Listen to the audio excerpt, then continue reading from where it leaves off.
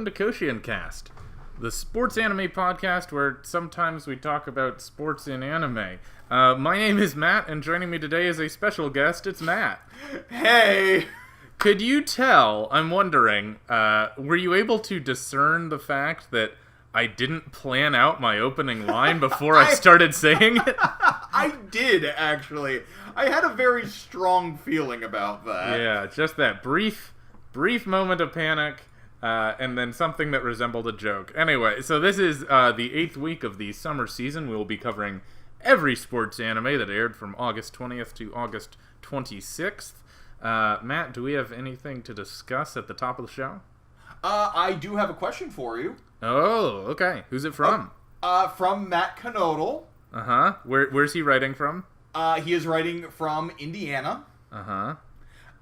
He would like to know, is there any show that you wish you could have covered on KoshienCast at some point? Matt Canodal from Indiana. Thanks for calling in, by the way. It's No not problem. It's not every week, except it is every week that we have the question of the week read by the person who wrote it. So you mean like a sports anime that just didn't air in the last, that aired before 2016? Yeah, or maybe even something that you think, like, you almost could justify being a sports anime, but you're not really quite sure if it would have fit or not. Yeah, I mean, I guess under that definition, the first thing that comes to mind for me is Chihayafuru. Yeah. Just because it's a great story. It's structured effectively like a sports anime, but it's clearly not a sport. I think Right. if it came on today, we would still justify it. I mean, we're doing a quiz show right now. But it's sort of outside the realm of sports anime. It's also, it's a lot about, romance and relationships. Again, not foreign domain for sports anime, but that's the first thing I could think of. What about you? The only one that comes to mind is kind of Food Wars. Just, it's not really something I think is particularly fantastic, but it is one of those shows that I'm constantly going back and forth when I'm watching it as to whether or not I can call it a sports anime. Yeah. Just because. So when we started this, I had mentioned that I didn't think it really qualified because it's always changing the rules and the grading structure for how people win matches and that. So I don't think it really quite fits. At the same time, it's got, the new season's coming up this fall, and I am kind of wondering whether or not we should do it. I don't think we should, but it is constantly in the back. Are people going to be like, well, why didn't you include Food Wars? Yes. Well, if people really want us to include Food Wars, the best way they can let us know is by emailing us at KoshienCast@gmail.com with that or any other query. So I appreciate your concerns. I appreciate your answer. I appreciate you. Occasionally. And so, with that, would you be so kind as to jump into Welcome to the Ballroom? Sure thing. So this is episode 8. We have the semifinals of the Tenpei Cup. Basically, Tadara is really struggling because he's sort of overexerting himself to copy all the maneuvers he's learned, and he hasn't really learned how to pace himself yet, so he's kind of taking everything upon himself. So this sort of leads to a situation where he is forced to not do the routine that Sengoku has prepared for him because he's just completely out and wiped. Hyodo sort of interjects after this round and sort of tells off Tadara that he needs to quit focusing so much on Gaju and actually start competing with Shizuku. At the end of the episode, we have Tadara confront Shizuku, and he learns that Shizuku feels kind of in Hyodo's spotlight and wants to sort of show him that she can compete along with him. Not only that, but they learned that they did somehow manage to both advance to the finals. Yep. So again, I thought this was an enjoyable episode. I appreciate the fact that Tadara is getting to a point where his sort of natural talent is sort of be getting the best of him. I thought that was actually kind of a nice twist. The fact that just because he's observant doesn't mean he knows what to do with what he's seeing. I thought it was fine. It just didn't. It wasn't explicitly negative, but it didn't. It felt like it was kind of going through the motions to just get them to the next round, because there wasn't really any focus on what they did as a pair to get them to win that round. You know, it sort of treated their dancing itself as an afterthought. Yeah. And so when it says, like, oh, how did they advance? Really, the only input we get is Tenpei himself saying, like, oh, I liked the look in their eyes, you know? And so, like, right. Okay, so what do we get? Tadara's charismatic because he loves dancing. Yeah, I get that. I feel like I don't actually mind the fact they kind of glossed over the round, because it was really more about Tadara's... It was really more about his own weakness than anything. But then in that case, I guess I feel like he maybe should have lost, and it kind of feels like the series is just advancing them because we want him to be in the finals. Yeah. There were a couple of moments I liked to that build-up. Like, I really liked I liked that moment when Sengoku calls out to Tadara and tells him, like, do not do the routine we prepared. Like, I kind of liked that sort of uncertain moment of silence, because, like, what happens is, like, he kind of calls out, and the series just sort of makes a stop. Yeah, there's the feeling that everyone in the room is looking at him. Right, and like you never actually it takes a moment for the series to actually focus on Tadara in that moment, and I kind of like that moment of uncertainty, because there's kind of this moment of you're not sure how Tadara is going to react to that, and you're kind of getting a feel of the situation kind of along with the rest of the audience, because you know there is that sort of mystery of what he is even talking about. I mean, you know, as the viewer, that he's talking, like, what routine he's doing, but it kind of, I like the fact that the moment, like, that moment sort of takes a moment to let it set in, because it's like, this is everything that the series has been building up to, essentially. Yeah. Like, this was supposed to be, like... his secret weapon. Right, and it's like, to be actively told not to do it, I like that it took that moment to let that punch land. Mm-hmm. And I thought that was a very nicely done moment. Yeah, there were some upsides. Two things I want to hit on is, I don't have the exact quote, but sometime when Hyodo shows up and he's kind of getting in the middle of Shizuku and Tadara and Mako and everybody, Sengoku says something to the effect of, like, all right, I'm done with this soap opera, and just sort of says that he's not really interested in having to mediate the relationships of these teenagers. And I kind of felt the same way. Like, right. as much as I recognize that feeling deep feelings about people they kind of know, actual action for me. So I kind of am with Sengoku, where I could do with less soap opera in this show. Right, like, because I get what they're going for. Like, this is kind of an interesting idea. You know, not a lot of sports anime focuses on the relationships. Like, you don't have a lot of sports anime that actually actively have female characters, like, be involved with the sport itself. True. I mean, we are covering Fastest Finger first, which is a series like that, and you did mention Chihaya Furu, which has that. But those are the exceptions. Like, those are some of the exceptions rather than the rule. So, on one hand, I appreciate the fact that there's because, you know, you have junior high students who are intermingling with one another of opposite sexes. You know, relationship drama is going to happen, but so I get where you're coming from. It is kind of nice to have the adult in the room being like, I'm so over this. It's a nice little redeeming moment for Sengoku, just a small one, because you can kind of relate to him in that moment. The other thing I want to bring up is the unfortunate tendency of this show to lose its damn mind anytime a character, like, has breasts. And, you know, everyone has to comment on them. Everyone has to stare. Everyone has to blush. Somebody's nose has to start bleeding. So this, in this case, it's Marissa, who, or Marisa, or whatever, however you pronounce it, who is Hyodo's mother.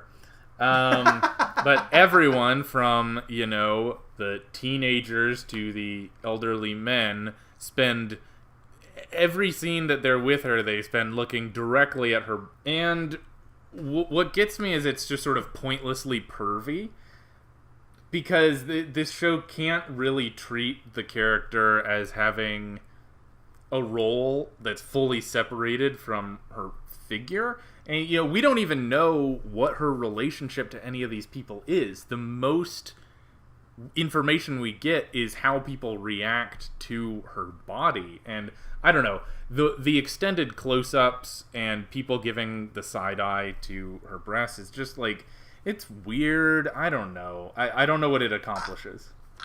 The sense I get from the show, and this may be trying to justify it more than anything, because the show does have this sort of unnatural tendency to constantly draw attention to it. Yeah. But the way I'm kind of seeing it is that within the narrative, so the whole point of the dance is to sort of take the spotlight. You know, they make that mention that Hyodo and Shizuku can get by just based on their silhouette alone, like, to kind of get by those earlier rounds. It's all about trying to draw attention to people. And I guess, like, the whole idea is, how do you draw attention to people? Some people have to work for it. You know, you have to show your sheer passion to people. But, you know, there is something to be said about the fact that some people you can just look at and you immediately turn your head towards them. Now, I get what you're saying as well. Like, the show is taking on a reasonably pervy take towards this. Yeah, it's even weirder that it's Hyodo's mom. Like, I don't know. That just makes it especially uncomfortable for me. For me, it's actually a little funny. Like, just because there's that scene with Tenpei and Marissa where, like, she's sitting on, like, the edge of his chair, and she's sort of, like, rubbing his face a little bit, sort of coyly and seductively. What got me about that scene, actually, was the fact that in a lot of these sorts of shows, they have the main character, like, or the male character who's, like, overly protective of his mom, like, oh, what are you doing with him, mom? Like, quit that. Be more decent. I got a bit of a laugh over the fact that literally you just see Hyodo sitting there yawning. Yeah, he has no reaction. Like, it's like, I'm just so used to this at this point. Like, it's like, I don't even care. Like, and I guess from that, we're supposed to sort of take this is all just sort of normal, for these characters. You know, to be a dancer, you do need to be the head turner. You know, you do need to be the one that everybody's staring at. But yeah, the fact that they're constantly... To me, it feels like the show itself, like the camera is being tricked by the character design, you know? Like, it's... Which, I'm not saying that as a compliment. I'm saying that, you know, if we're to believe that the characters in this world are reacting to her because of her quote-unquote charisma, but the show can't help itself but hyper-focus on one part of her body. Anyway... well, I think that's what I'm trying to say. Like, I don't think it's entirely unintentional, because I think what they're trying to show is that she sort of exudes this sexuality about her, so naturally the camera's going to be drawn towards her. I don't know. It feels like an excuse for lazy pandering. No, I mean, I don't disagree. I'm just saying, I guess what I'm trying to say is I'm trying to understand where it's coming from and trying to give it a bit of the benefit of the doubt. I don't know, but it's not the show like... has done it a lot. Yeah, exactly. That's what I was just about to say. Sorry for interrupting you, but the... No, you're fine. Yeah, the show has had a close-up on someone's breasts or some breast-focused gag in the majority of the episodes... You know, and I don't think that it's always been, you know, in order to justify their charisma on the dance floor. I think it's mostly been because of, you know, the base motive. Anyway, so this episode ends with Mako saying that, for the first time she wants to bloom on the dance floor, and she wants Tadara to help her take the spotlight. So I will say that that's something I'm looking forward to, having the partner character be given an opportunity to shine and show some of the selfishness that was inherent in Tadara's dance style. Right. And it's kind of interesting too, I don't know how I feel about this. On one hand, it's interesting. On the other hand, I'm kind of wary of it. We have a bit of a flashback with Mako talking to Gaju, being we're supposed to believe through this flashback that Gaju wasn't actually the one at fault. Because, he did actually ask her how she wanted to dance, and her response was, "Oh, I don't care. I just don't want to get in your way." And that sort of apparently offended Gaju to a degree, because, he doesn't want to, because he doesn't like the fact that his partner doesn't seem to care about their dance. On one hand, I kind of like it because it's a nice moment for Mako to show some character growth. On the other hand, though, that's not really the sort of character that we've been presented with Gaju, the sort of guy who literally doesn't seem to care about Shizuku herself, the fact that he just wants to dance with her because she's got a nice body. Yeah, so we'll see where that goes. It's kind of undetermined whether he's a jerk or if he's a jerk with a golden heart. Right. But one thing that we do know is that I didn't prepare for this transition, and I'm going to talk about Dive now. And so go for it, buddy. Dive, episode 8. The focus is on Okitsu, who at the end of the last episode went home, and in this episode is home. He's talking with his girlfriend Kyoko, who exists, about how he kind of wants to stop diving. He just wants to become a fisherman. And then suddenly Tomo and Yoichi show up at his house, and they start hanging out. They dive off of the cliff that Okitsu grew up diving off of, and then they casually mention that they went to China already. And the training camp was hard but good. Right. And by the end of the episode, Okitsu's not convinced about going back to Tokyo to keep training, but Asaki did send him a DVD with video of his grandfather's dive and a letter telling him that he should try to reach his limit. And at the very end, we find out that although Yoichi has made the Japanese Olympic team, Tomo and Okitsu have not. Right. So I have a question for you, Matt. Did we miss an episode? Sure feels like it, doesn't it?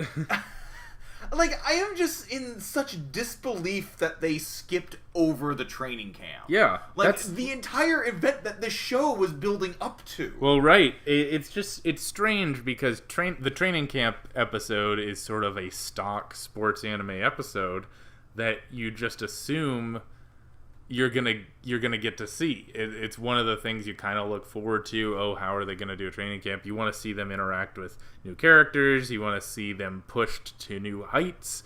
But they don't even have a flashback of it. You don't get to see these characters. They've been talking about this Chinese coach for weeks, and now they talk about him in the past tense. They're like, yeah, coach sure was interesting. Ha ha ha.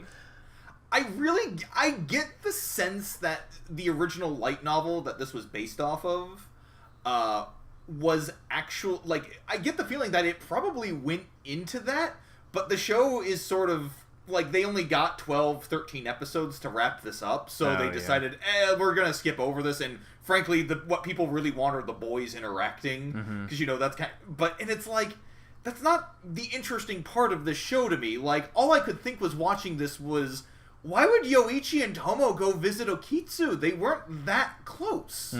Yeah, they took their only 3 days off to go. I mean, I get it that it's a trip and it's fun, but what are they doing in Tokyo? Why? I don't understand any of the build-up to any of this. Right. I could almost buy it if they were if we had seen the training before and we had seen just the hell that they were put through, like, maybe they could have a discussion and be like, I just want to see a friendly face. You want to go see Okitsu? Mm-hmm. Like, what else have we got going on? Like, and, like, in that sort of case, I could buy it, but we don't see that. Yeah. And they're just dropped on them. It's also funny because clearly the relationship between Tomo and Yuichi has changed. Like, they're much more comfortable around each other. There's less of that sense of, like, Tomo being intimidated by Yuichi. It seems like they have this common experience, and they've sort of developed a kind of friendship, and they joke around, and it's completely unearned because you don't see any of it. It's just, oh, well, of course they're friends now, because remember, they went to China. But we don't remember because it just happened off screen. Right, and the other thing I was thinking of as well watching this episode, why are we having an episode focused on Okitsu in the first place? Yeah. He wasn't really that major of a character throughout all the other events. He was always kind of there as an aside, like, there's this he was kind of there to add pressure to Tomo's, like, own diving. Mm-hmm. Like, he was kind of another rival for him to surpass, the sort of wild diver who couldn't be tamed, but, like, he had just such raw talent that, maybe he could get chosen over Tomo. Yeah, it feels like at this point the show is done with Tomo's personal arc. Right. Where did Tomo need to get to? He needed to get to the place where he didn't mind getting dumped by the girl he didn't like and decided to keep diving anyway. So he doesn't really have much place to go now. Right. He's sort of resolved his character arc. So now we just have this third character, Okitsu, and he needs to figure things out for reasons, I guess. Right. Like, and that's the thing. It's like, I don't really care that much about Okitsu. Yeah. Like, maybe I should. The show hasn't really done much to, like, make us care about him at all. Yeah. Like, I don't know. It just, like, this felt like such a random, bizarre episode to throw in there. And, it's like, what you're saying there, it's like, Tomo's already had his growth and everything like that. But it's, I don't know, I kind of feel like there's still more of a story arc. He's kind of overcoming his issues with his ex-girlfriend. Yeah. Like, but, he sort of resigned himself. I'm saying there should be more of a story arc with Tomo because last I checked, he was the main character. Right. But I don't think the show agrees with us. Which is just strange to me, because there's clearly more for him to learn. He can kind of, like, learn more about this competitive world of diving, Like, he can still... There's still room for him to grow as, like, a character. Yeah, I mean, he's 14. I There's definitely room for him to grow. So, I don't know. We'll see. They randomly introduced Okitsu as a girlfriend. Why? To pressure him to keep diving. And then Tomo and Yuichi come. Why? To pressure him to keep diving. And then Asaki writes him a letter. Why? To pressure him to keep diving. I wonder what's going to happen. Is he going to keep diving? Chances are, yes. Honestly, I'd only be happy if he didn't at this point. I'd just love to see someone defy the expected narrative. Yeah, that's fair. Anyway, so Fastest Finger First also exists. I am nailing these. So Fastest Finger First, episode 8. This is finally the regular meet at Asagaoka. The meet starts with a paper quiz, which Sasajima manages to win, but none of the rest of the characters from Buzo finish in the top 10, so the rest of them have to go on to a pair quiz where they get randomly paired with another competitor, probably from another school, and try to pass through rounds that way. So Fukami manages to get into the next round along with her partner, but Inoue gets knocked out, and by the end of the episode, it becomes apparent that Koshiyama is going to be paired with the mystery crossdresser character, who is also there as a quiz club member from a different high school. Right. Correct, yes. So this episode was fine, I would say. Mm-hmm. I don't think it didn't particularly, like, stand out. It didn't really do anything wrong. Yeah, I was glad to just see an honest to goodness quiz round, at least they did the thing that the show is about. Right, and then, we had some fun character interactions. Like, I really liked Sasajima actually getting a little bit more background with Okura, his former teammate. I love this moment that they have where Okura, like, has this very lengthy explanation in his head why Sasajima was able to figure out what the tiebreaker question would be. Mm-hmm. Like, he was like, he must have used, like, this format, blah, blah, blah. And then, like, you see Sasajima is like, I literally just looked at their website. Yeah. Like, it was listed as last year's question, so I just took it. And it's like, I don't know, it was kind of just like a fun... I like what that says about Okura, this guy who just sort of overthinks everything, and the sort of person that could actually have a friendship with Sasajima.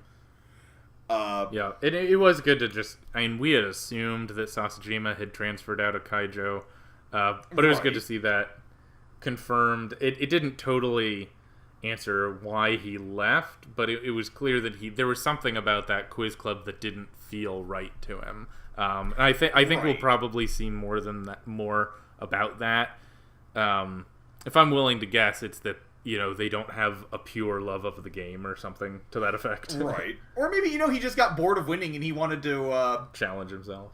Yeah, just sort of challenge himself even further by training somebody else, It's possible. I think there's a little bit of room for Sasajima there, like, and honestly, he's probably one of the more interesting characters in the show. Yeah. I kind of got a kick as well out of Mikiura this episode, the fact that there was just a small suggestion there, like, he managed to get by on the written quiz, but he just sort of barely managed to squeak by on that, like, and I like what that says about his character, like, he really is the hothead of Quiz Bowl because, like, when it comes to actual knowledge, he's not very good.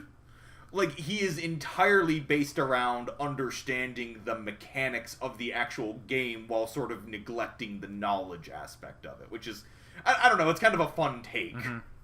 I agree. Although, to be in the top 10, he was still one of the better ones. But yeah, he's not, just because he does well in the live competitions doesn't mean he's the best at the background knowledge.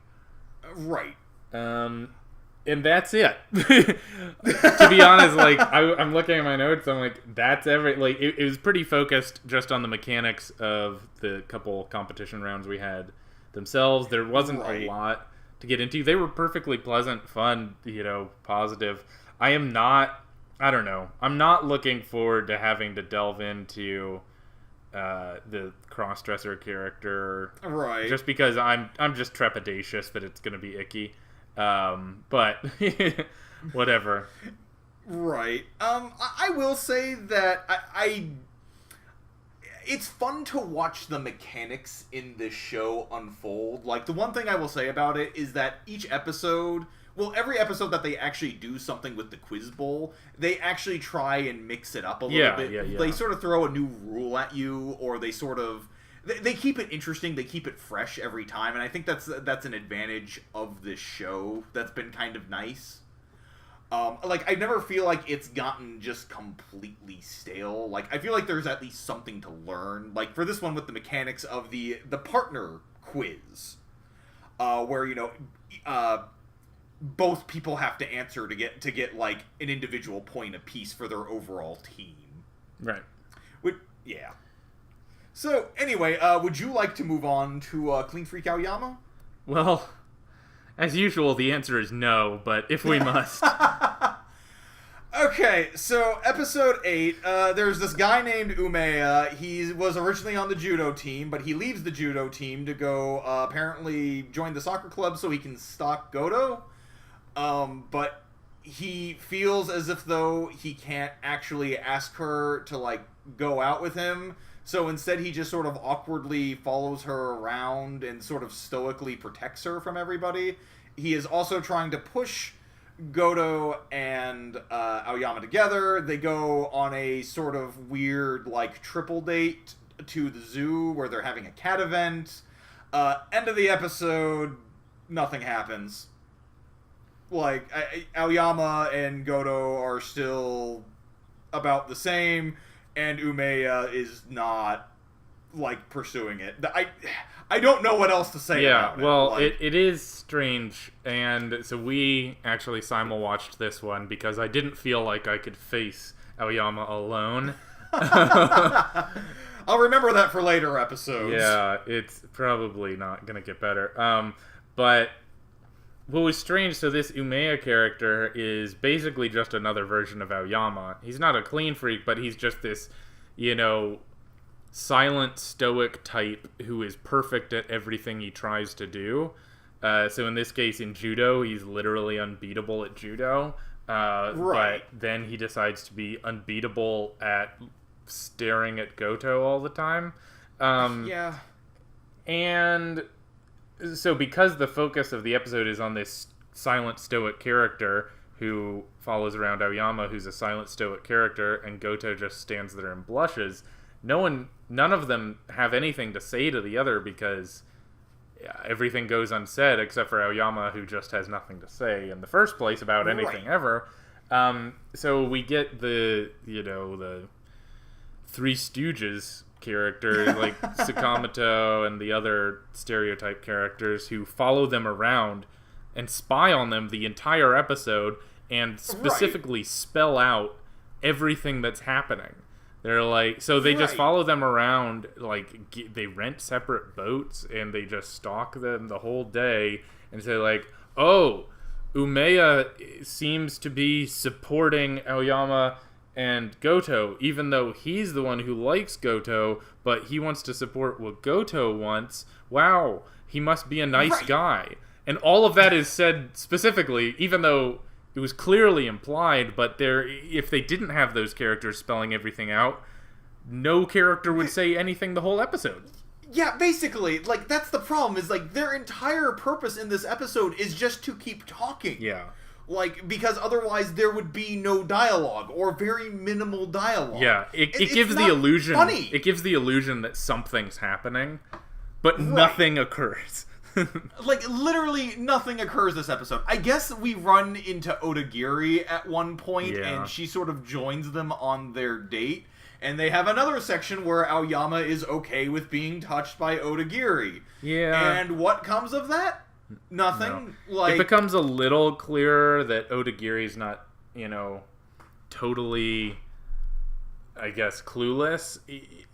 It gives the indication that she might be interested in Aoyama too, but there's no indication that he reciprocates, and she just sort of follows him around until at the end of the episode, when Aoyama and Goto are on a boat by themselves, and everyone's like, ooh, is someone gonna confess? And Odagiri's like, oh, what's happening with them?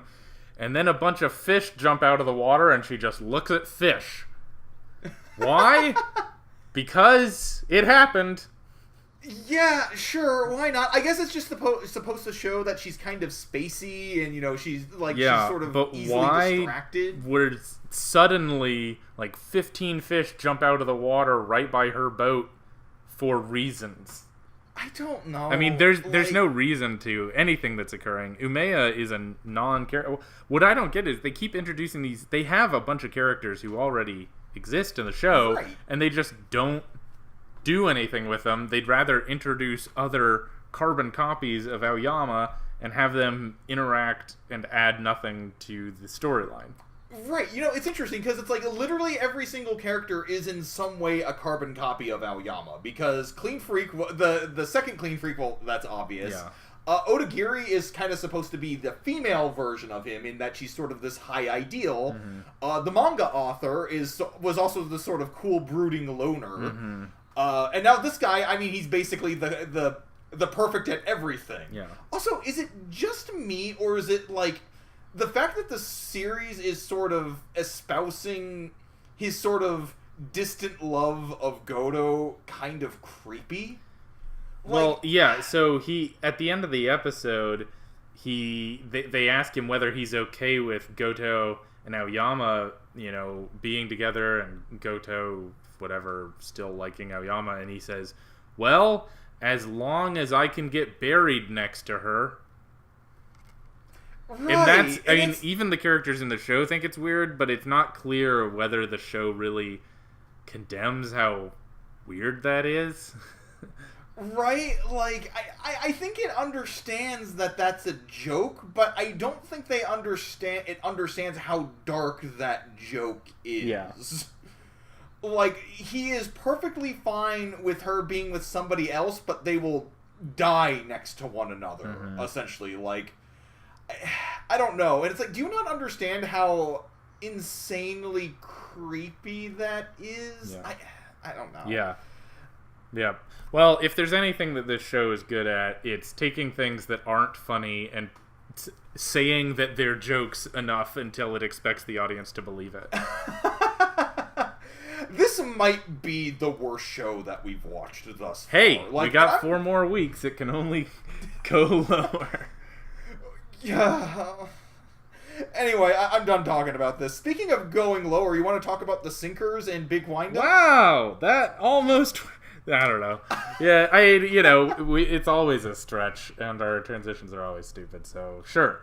I will talk about Big Wind-Up episode 21. So the whole episode is pretty much focused on the 8th inning. Tosei is starting to figure out Mahashi's approach, but Nishiura is up to bat, and they're able to get a couple people on base, even though Tajima himself still strikes out. He's not able to reach the sinker, as Matt alluded to. Right. But once he gets back to his position as the first base coach, he's able to aggressively steal because he has figured out Junta's basically what the signal of when Junta's going to throw over to first. Right. This helps Tosei figure out that, okay, only Tajima knows what this means. By the end of the episode, the bases are loaded for Nishiura's batter Mizutani, who freaks out but somehow is able to hit a ground ball through the middle and score a run. So by the end of the inning, they are tied 3-3. Excuse me. By the end of the half inning, they're tied 3-3. Right. So I think the major takeaway from this episode was Tajima's at-bat. Because, I mean, it took up most of the episode, to be honest. Yeah. I really like this moment, actually, because I like how the series is sort of getting some payoff with denying Tajima that hit. Because we're kind of constantly expecting him to find, like, when is Tajima going to get his moment? Or is he going to get his moment? And I really love the fact that all the runs that they've scored thus far have been mostly independent of Tajima's actual batting. It's been partially due to the fact that he's like able to tell the pitching motions, but like his whole role on the team is their ace hitter, essentially. Or, he's the cleanup hitter. So I really like the fact that this was playing off of that, and then, like, it was constantly denying us that hit. Because he was, it was real. It's like, sometimes a lot of shows feel like they're just dragging things out for the sake of dragging it out. This was actually dragging something out effectively, because the tension was, I don't know about for you, I was kind of on the edge of my seat seeing whether or not this was going to be Tajima's moment or not. Well, yeah, I mean, that's the thing. There's tension built into any at-bat that has whatever, like, he fouled off 5 pitches or something, maybe 6. Right. And so you feel like after all that, you're like, okay, something big is about to happen, because he's been so close on so many pitches. And all the other characters are like, oh, he's about to catch up to this fastball. He's about to do it. We know he's going to do it. And then he doesn't do it. And he himself expects that he should be able to do it. He has the image in his own head of being able to do it. And then he doesn't. And so I like the after effects of that, where he goes back into the dugout and he feels like he let everybody down. That was, he sort of thinks to himself, that was probably my last at-bat. This is the end of my season. High school baseball is harder than I thought. He effectively gives up on the game because he feels so incapable. If I can't get a hit, we're done for. Right. And it's a nice moment of character for Tajima, who's been kind of this sort of he hasn't felt totally human up until now. Yeah. 'Cause he's always kind of felt more like a character than like an actual person, and it's nice kind of finally getting him to lose. To sort of kind of break him just a little bit, because he's not you don't see him like completely and utterly in despair, but you can definitely tell that there's something a little bit off about him, because he sort of comes back to the dugout without a word. What I also love is that when he gets that strikeout, there's a moment with the sound that's just beautiful, where he swings the bat, and you actually hear the crack of the bat, and so for that split second, you think, oh, he got the hit! But it's like all he really did was just barely nick the ball. Yeah, it was just a foul tip, and the catcher caught it, so he struck out anyway. Yeah, exactly. But it's like but it really sort of like gets you like just in that one moment. Like you hear that hit, you think he got it, but then it immediately pulls away. Yeah. And it's like I don't know. It's like I really, even though it took like 10 minutes, I really enjoyed that sequence. Unfortunately, it was kind of the only sequence in the episode outside of Mizutani getting that sort of lucky run. Yeah. But I will say I do kind of appreciate the fact that Mizutani actually got to do something, because I feel like a lot of this game has revolved around Mihashi. And like pretty much all of their runs have actually, like both of their runs prior had been scored basically due to Mihashi, and Mihashi was about to go up at bat, so there was kind of this expectation of, oh, is Mihashi gonna get them out of it again? So I'm kind of glad that they sort of denied that and actually gave that moment to Mizutani, sort of this character you don't even really think about. I didn't even know his name until this episode. Yeah, he hasn't done a whole lot, but it's good to see that, and it was good to see Mihashi sort of have this role. He was the one who was able to convince Tajima that he still mattered to the team. And I, as annoying as Mihashi can be from time to time, overall I really like him, just as showing like, even though he's very sort of awkward and skittish, people do appreciate it, and he's extremely honest with saying like what he values about other people. So when Tajima hears how much Mihashi values him and trusts him, and how it doesn't change anything that he struck out, that's the thing that can really sort of get him back in the game. So I enjoyed seeing, because, you know, the first half of this show, Mihashi had always been the recipient of encouragement. So it's good to see him comfortable enough in his own shoes and comfortable enough in his place on the team that he can be the one who's encouraging other people. Right. Even if it takes a bit to actually get it out of him. Right. As was in the case of this episode. Yeah, that's just comes with the package. But overall, it was good. I mean, honestly, I can't think of a big wind-up episode where we haven't said, you know, overall, it was good. You're not wrong. Yeah. Well, Matt, I appreciate your time as always, and I will talk with you further next week. Goodbye. Looking forward to it. Our logo design is by James Ratcliffe.